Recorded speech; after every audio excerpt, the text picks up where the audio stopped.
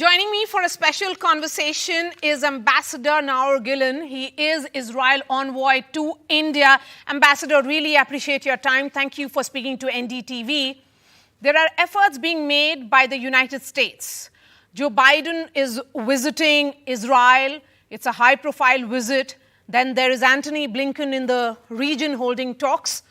There are efforts being made by the United Kingdom as well. My first question would be, can there be a diplomatic solution to this ongoing war? No, I don't think so. I think that to humanitarian aspects of the war, like releasing the Israeli hostages that were kidnapped, civilians, out of Israel into Gaza, for that can be a solution. But when it comes to Hamas, ISIS terror organization, there is no solution with them. The only solution to make sure that they cannot execute against horrific barbaric attacks like they did last Saturday is going after them and killing them. We don't see any other solution. Diplomatic would not, we would not risk having the same attack occur again on Israel. How do you plan to deal with the hostage situation, since you spoke about it? Hostage situation is a new situation we never knew before. It will be a challenge, but because especially due to the fact that Hamas in the past were not hesitant to use their own population as human shields. They do it all the time, still do. They prevent their people from going when Israel Defense Forces ordered this population to go south away from the fighting zone in order not to harm them. Hamas blocked them and prevented them and did roadblocks and threatening them in order to prevent them from going there. So, it's clear that they will use the Israeli hostages in every psychological warfare way, including they threatened already, and I cannot exclude even executions and stuff like that. But, we have now, what happened last Saturday was something that never happened before. We never believed that people can be so barbaric, and 1,400 people were butchered, killed in their homes, children, baby, women, elderly, rape, beheading. What we knew from ISIS happened here. And our main concern is to make sure that this cannot happen again. So you're saying that this should not happen again and cannot happen again, and rightly so, because it was really, really disturbing, Ambassador. There's confusion over whether there was a Israel-Gaza ceasefire, some kind of temporary truce to allow aid in or foreigners out of Gaza Strip. Could you give us a clear picture, please? There are negotiations on different aspects of humanitarian aspects, and this is one of them. And, just follow the announcement of the Israeli IDF spokesperson, you will know.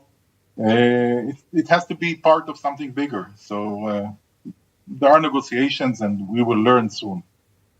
Antony Blinken had said that Rafah border crossing into Gaza will reopen and aid delivery is in progress. So how should we be reading his statement? It's possible, I'm saying, in a bigger picture of discussing humanitarian needs of both sides. Everyone is speaking of the humanitarian needs of the Palestinians of Gaza, which we are more concerned than Hamas, apparently. But people are not speaking of the humanitarian issue of 200 families we know already that have relatives there captured. We don't know the situation. We are not sure about the names, who is alive, who is dead, from the age of 9 months to the age of close to 90 old ladies. And this is also, this is for us the gravest humanitarian concern now, for their well-being. So, humanitarian is it's a bigger picture than just the humanitarian of Gaza. While there is sympathy for Israel, and rightly so, also unequivocal condemnation of terror attack by Hamas, Ambassador, there is also a huge concern now with WHO in particular, warning of a real catastrophe with just 24 hours of water, electricity and fuel left.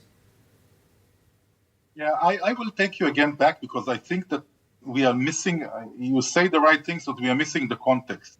The context was that last Saturday, Hamas unprovokedly opened an attack, firing missiles, rockets at Israel. So far, more than 6,000. My wife went to Israel to be with my family.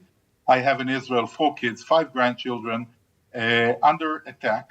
But in parallel to that, and they go to, and my father, who is close to 90, and my in-laws that are in age, in parallel, they penetrated 30 Israeli civilian communities, butchered, as I said before. I will not repeat the graphics.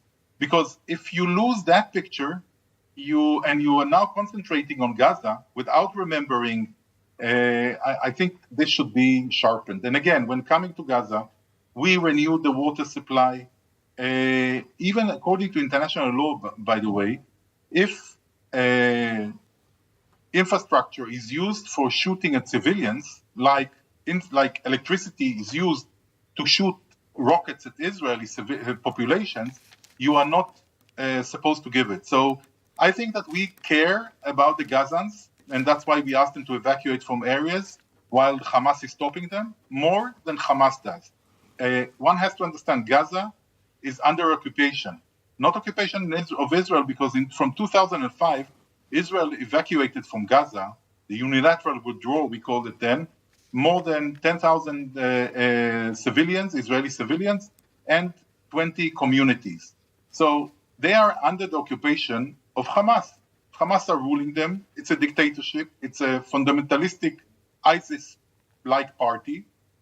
And again, it's very convenient now to speak about only the humanitarian situation, suffering of the Gazans, which we do care about, and not remembering the other side. Will this war expand? Of course, there are diplomatic efforts that are being made to avert a wider Asia conflict, but we are seeing clear positions being taken by countries. You have the Arab nations now with Palestine. I don't think that the Arab nations are the problem. I think that the Arab nations, most of them, the moderate countries, they know that jihadist, Islamistic extremism are a risk to them as much or even more than they are risk to us. They hate all the moderate regimes in the Middle East. The issue is not the Arab states. The issue is a non-Arab state, Muslim, called Iran. Iran is very much connected to everything that happened. We don't know enough about the planning so far to the exact role of Iran in the planning of this attack, vicious attack. But we do know that for years, Iran is training, arming, and financing Hamas. And this is there. Just 3 days ago, the Iranian foreign minister went to Beirut, met with Hezbollah, Hamas, and Islamic Jihad representatives. Hezbollah, who is the de facto ruler and the wing of Iran in Lebanon, is from that time or before that even started threatening on opening another frontier in the northern border with Lebanon, and started shooting and also killing some Israelis on our side. And we prefer not to have another front, but we say very clearly that if Hezbollah, Iran, decide to open another front, Israel is able to fight in multiple fronts. And the price for Hezbollah/Lebanon, because Hezbollah are the rulers of Lebanon and the war is not with Hezbollah. This war is going to be with Lebanon. We don't know how to fight just the terror organization, which is also the leading political force in Lebanon. And I don't think that they want this war. I hear also voices in Lebanon. So our intent is not to widen the war, but it seems that there are other people who are trying to instigate, threaten, and other ways, and are making a big mistake. So then how do you plan to deal with this Hezbollah threat, as you're acknowledging? So for the time being, there are border clashes, local border clashes. If it stays like that, it will stay like that. So they try to hit our soldiers, we retaliate. If it will be escalated, it will be escalated. So we are trying to contain it. We have a lot of forces now on the border, and our hope is to contain. And again, I don't know, it's very hard to predict because they are not the masters of their own will. there is Iran behind them. Iran with Hezbollah, it's even much closer than Hamas. It's really Shiite because Hamas are Sunnis, not Shiites like the Iranians, but Hezbollah are Shiites. It's blood. It's part of their blood. They say that Nasrallah, the leader, said more than once that he is a soldier in the army of Iran, the way he sees himself. So we'll wait and see what things are there. You know, the Americans didn't like this development, and that's why they sent also carriers to the Eastern Mediterranean. Now a second one is coming in order to send a message. So we are going to fight them on our own, I believe. But the Americans are sending a message here to Iran and Hezbollah that they don't want another front. Ambassador, does Israel still recognize the Palestine State? And if yes, in what form? So there is no Palestinian state. There is a Palestinian Authority legally. Just that's the fact of life. There is the Palestinian Authority. We do recognize the Palestinian Authority, but it has nothing to do with Gaza. So if you know the history, or I'll remind people, 2005, Israel left the disengagement I mentioned before from Gaza, so no Israelis in Gaza from that time on. We left Gaza really in the hands of the Palestinian Authority. Then 2 years later, there were elections, and soon after, Hamas violently was a smaller power, by the way. They had many, many less soldiers. They killed Palestinian Authority people, threw them off rooftops, and took over Gaza by force. So Palestinian Authority in no way is relevant in Gaza. They are the enemies in the real world. They are the enemies of, or Hamas is their enemies, also in Judea and Samaria, not only there, they're enemies. But anyhow, according to the Oslo Accords, which were never canceled, we created the Palestinian Authority with Mahmoud Abbas as its president, and we do recognize them, yes. And let's focus on India now, because India has carried out its evacuation operation. But one thing is there on the minds of those who have worked in Israel: when can they go back? Can the situation ever improve for them to return? Oh, of course, the situation is going to improve because now we are back to the wars we knew in the past. What we didn't know in the past is this brutal attack that we had last Saturday. Now we are in a situation where they shoot rockets. We try to intercept the majority with Iron Dome, our system. We will go into ground attack like we did before. It's going to be much, much bigger, but they are contained to Gaza. The war rockets will fly, but the ground forces will be contained to Gaza. So we are back to normal. You know, we knew that in the past. It's going to be longer, deeper, harder. Many, many adjectives I can add to that. It's not going to be like previous ones, but the influence on the Israeli population shouldn't be significantly different. And now the evacuation, so far, I don't know how many Indians were taken out, but around 1,000, I believe, or so. There are around close to 20,000 Indians in Israel. Most of them did not want to leave so far. Just a couple of more questions. Now, Ambassador, will the Hamas attack and the Israel strikes set the clock back on the normalization of Arab-Israel ties, which had seen a lot of positive movement in the last year? So I hope not. I think that that was also in the mind of Iran and the perpetrators to try and derail it, because there were big efforts to have, after 3 years ago, the Middle East was changed by the Abraham Accords, where UAE and Bahrain and then Morocco joined, established relations with Israel and a lot of work together. Now Saudi Arabia was getting closer, and there were also discussions that are that already I2U2, for example, that includes India.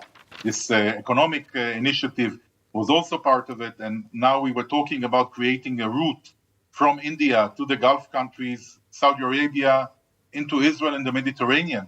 And I think that they wanted to derail all of that. That was their aim. But as I said before, if you look at it from a logical point of view, at the end of the day, these extremists, fanatics of Islamic jihadists, like Hamas, ISIS, they are the enemies of Saudi Arabia. We are serving here the moderate countries in the Middle East, UAE, Saudi Arabia, Egypt, Jordan. All these countries are threatened by this ideology. And the fact that we are now giving a big blow to this group. I think will make the Middle East safer, and I hope also it will not have, because of that, there will not be long-term influence of our relations with our neighbors. My last question to you, and given India's stand in Russia-Ukraine war, when Prime Minister Modi said that this is not an era of war, we also know that Prime Minister Modi has had a long-standing equation with Benjamin Netanyahu. Can India play some role in resolving this several-decade-old issue? I don't think that we are going into resolving a decades issue. We have to resolve the crisis we have now. I do believe that India, over the years with the relations with Israel, acquired a lot of credibility. Prime Minister Modi is much appreciated in Israel. Last few research I saw, Israelis, there was a comparative research that showed that the Israelis are the most positive people in the research, in the countries in the research towards India. So I think that there is a lot, and we saw the incredible emotional support to Israel. And I think, people who were fast, like Prime Minister Modi and India, who were fast to condemn the terror attack as a terror attack, which not everyone did in the beginning, they bought themselves the right, I think, around the table, in the sense that they understood the situation. And the Americans are there. India is very close also to the US these days. So I believe that, I don't know if the big picture solving, but India certainly is trusted by Israel, and we don't have a problem seeing them involved in our issues. We trust India. All right. Thank you so much for your time, and thank you for this conversation.